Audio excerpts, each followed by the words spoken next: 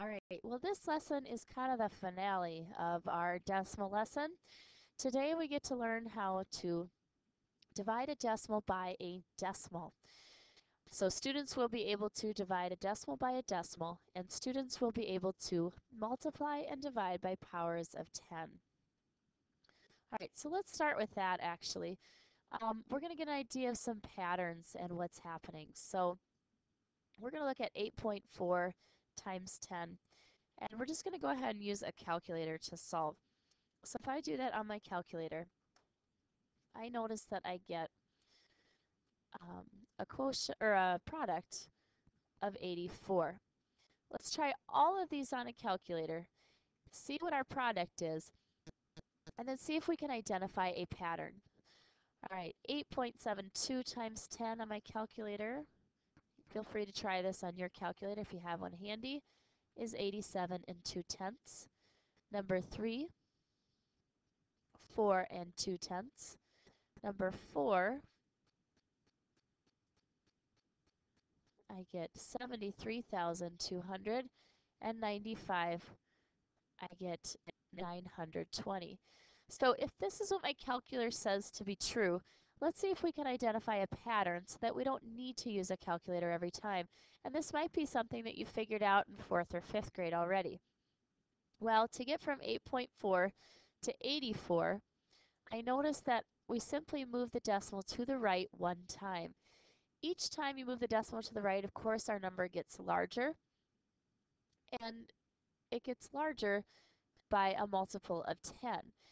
Now, I can also notice that when I multiply by 10, the number 10 has one zero, and I moved my decimal over one time. So it appears that for every power of 10, for every zero you have, you're going to move your decimal to the right one time. Let's see if that works over here. So again, I have 1 0 times 10. I'm going to move my decimal to the right one time. And that's how I got 87 and 2/10. In number 3, I have 1 0. So I'm going to move my decimal to the right one time and get 4 and 2/10. Now what if we have a whole number? You say, well, I don't see a decimal, so how can I move my decimal?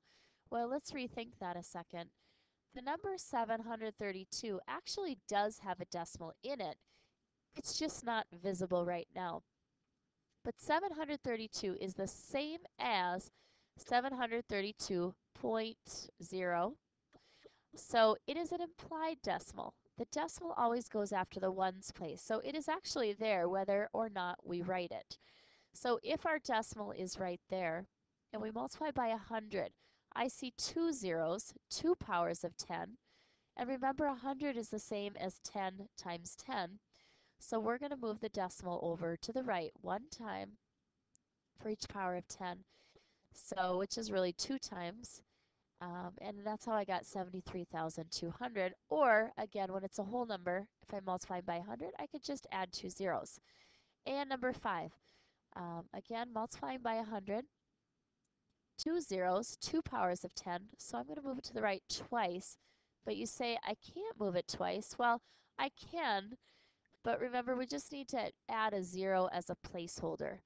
So in the number 9 and 2/10, I can add as many zeros as I want without changing the value. Now I can move it over twice and see that my number is 920. All right, so go ahead and try these. You have this sheet in your packet to follow along with. First, I want you to do what I did. I want you to use your calculator to multiply out these problems. And then see what rule did you notice. And then please write that on the line right here. So please pause the video, finish that, and then we will move on together.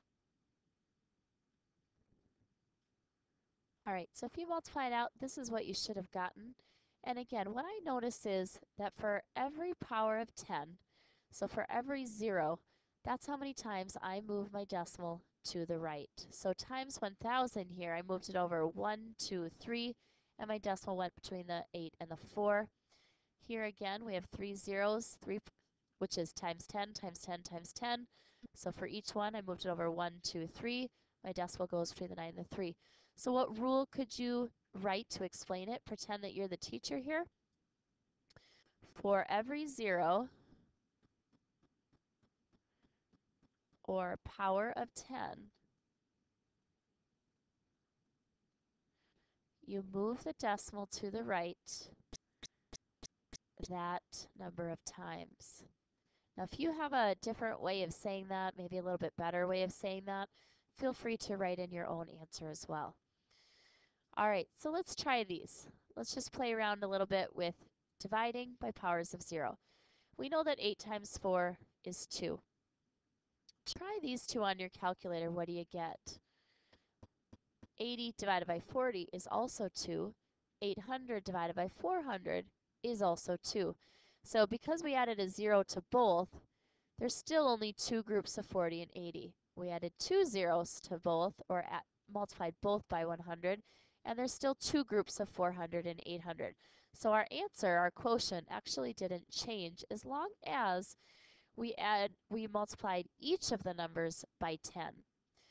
Let's try this example. 50 divided by 2 equals 25. Well, let's multiply 50 by 10 to get 500 and 2 by 10 to get 20. Since I multiplied both of them by 10, you'll notice if you try this on your calculator, you still get 25. Try this out. I multiplied 500 by 10 and got 5,000, 20 by 10 and got 200. I still get 25. So what's our pattern? What's our rule?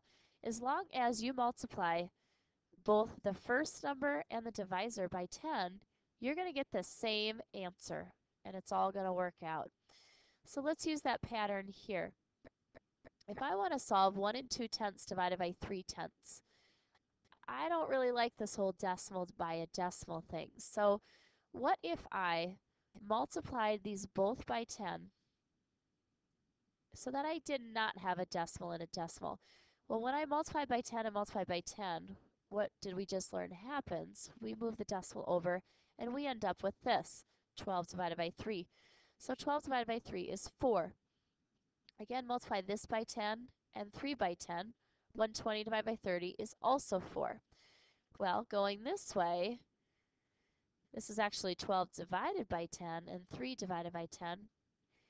Then it stands to reason that we're also going to get 4, and you can check that out on a calculator. But we move the decimal over once for both of these numbers to make this problem a little bit easier to solve. All right, let's try this one. Let's go ahead and start here. Let's start with 16 divided by 4, we know is 4. Well, now our decimals are here. We can also divide by 10. When we divide by 10, we move the decimal over to the left.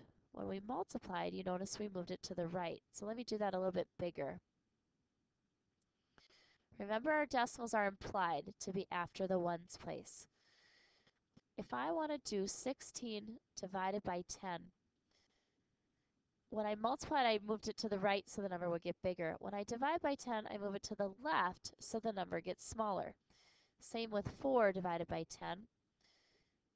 If I was multiplying by 10, I'd move it to the right so it get bigger. But since I'm dividing, I'm going to move it to the left. So then we get this right here. Well, because I divided both of them by 10, my answer still is going to be 4, and you can test that with a calculator. Let's move the decimal over one more time for each of those, and we end up with this problem right here. 0.16 divided by 0.04. Try that on a calculator. You're also going to get 4. So again, the pattern we notice is if you multiply each number by 10 or divide both by 10, you're going to still get the same quotient for each answer. So moving decimals is okay as long as you do it both to the number you're dividing and by the divisor. This is going to come in handy later on today. You will see. All right, so again, I like to show you with the grids what exactly is happening and why does it work. Well, we did this in the last lesson. 3 and 66/100 divided by 3.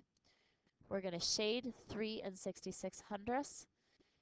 Then we're going to divide it into 3 equal groups this time and see how many is in each group. And if we work that out, we can see our answer is 1 and 22/100. All right, well, what about if we're dividing a decimal by a decimal. What exactly is going on here? Well, first let's start with shading 3 and 6/10, which we can see we've done here. Now what this question is asking is this.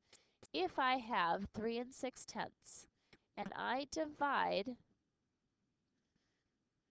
3 and 6/10 into equal groups with 1 and 2/10 in each group,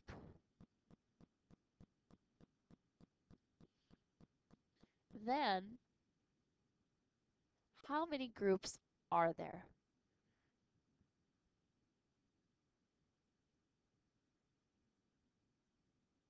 Now, this is a little different of a question than we asked last lesson. Last lesson we said I divide into 3 equal groups, how much is in each group? Well, we're doing the opposite.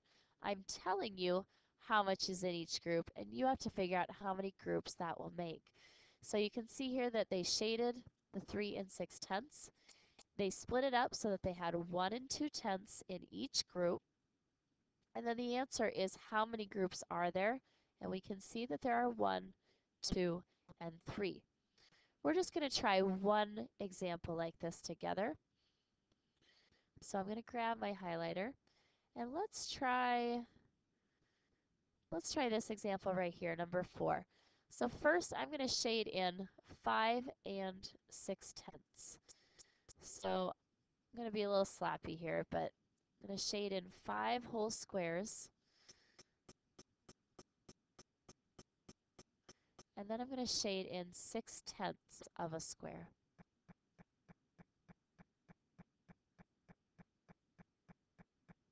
All right. So now my question is, I want to divide that into groups of 8/10 because we have 5 and 6/10. Divide that into groups that have 8/10 in each group. And then my answer is, how many groups does that make? So I can go ahead and start circling. Here's one group of 8/10. 1, 2, 3, 4, 5, sorry, let's count. 1, 2, 3, 4, 5, 6, 7, 8. Here's our next group of 8/10. Okay, 1, 2, 3, 4, 5, 6, 7, 8. Here's our next group that has 8/10. 1, 2, 3, 4, 5, 6. And we need 2 of these. 7, 8. 1, 2, 3, 4, 5, 6, 7, 8. Here's another one. 1, 2, 3, 4, 5, 6, 7, 8. And finally 1, 2, 3, 4, 5, 6, 7, 8. So the answer is going to be, how many groups do I have? Well, I've got 1, 2, 3, 4, which is continued here, 5, 6, and 7. So my answer is I have 7 groups. All right, well, again, not going to draw a picture every time, so let's take a look and do our T-chart for notes. All right, would you please go ahead and draw your T-chart? Your heading is dividing decimals by a decimal. All right, so let's start by writing our problem in the house, just like we did before. So 2 and 52/100 is going to go in my division house. And then we're dividing that by 4/10. Now, remember last lesson we said this really has to be a whole number. This is pretty yucky to me. I don't know how to do this. But I do know how to divide by a whole number. So if we can make this be a whole number, we can divide. But we have to be careful not to change the value or the answer in any way. So here's what we can do. This is what we learned earlier this lesson. We are going to change this to a whole number by multiplying it by 10 or by moving that decimal over once. Now to keep the answer the same, if I multiply this by 10, I need to multiply this number by 10 as well. So I'm also going to move the decimal over one time here. So what I do is I show my my move and I make my new decimal really big so I know which is which. So our step 2 is move over the decimal to make a whole number, a whole divisor. Remember, the divisor is the number on the outside. All right, once I've done that, I solve exactly like I did yesterday. We're going to shoot that decimal up through the roof. So now that this is a 4 and not a decimal any longer, you're going to bring that straight up. Now we're going to go ahead and just divide. Step 4 would be just to divide like you normally would. So 4 does not go into 2. 4 does go into 25 6 times. 6 times 4 is 24. Subtract and we get 1. Drop down your 2. 4 goes into 12 3 times, and notice my decimal is already where it needs to be. If you need to catch up, go ahead and pause the video and finish that example. All right, let's do one more example in our notes. So first let's write 8 and 43 hundredths in the division house, divided by 12 hundredths. Now this is a decimal, not a whole number. I want it to be a whole number, or I want the decimal to be after the ones place. All right, so we're going to divide 8 and 43 hundredths by 12 hundredths. Now we need this to be a whole number. So if I multiply this by 100, or move the decimal over 2 times, then now I have the number 12, which is a whole number. Now because I multiplied this by 100, I need to multiply the inside number by 100 as well, or move the decimal over twice. If you understand what's going on, you can just think of it as moving your decimal twice, then moving your decimal twice here. All right, once this is a whole number, again, I made my new decimal nice and big, then I'm going to shoot it up through the roof and go ahead and divide. 12 goes into 84. Let's see. It looks like 7 times. So 7 times 12. 7 times 2 is 14. Carry the 1. 7 plus 1 is 8. So it actually goes in evenly, so we'll subtract. Now we need to drop down the 3. 12 does not go into 3, so we have to put a 0 as a placeholder. Now we're not done yet, but I've run out of things to drop down, so remember, we're just going to add a couple of zeros. So let's drop down this 0. 12 goes into 30 2 times. And then 2 times 12 is 24. Keep subtracting. 30 minus 24 is 6. We have to drop down another 0. And now 12 goes into 60 5 times evenly. So again, we move the decimal over twice here and here, shot up our decimal, and then just did long division. Our decimal was already in place, and we just added more zeros to the end if we needed them. All right, you're going to stop and go on to the next video where you're going to do some more practice with me.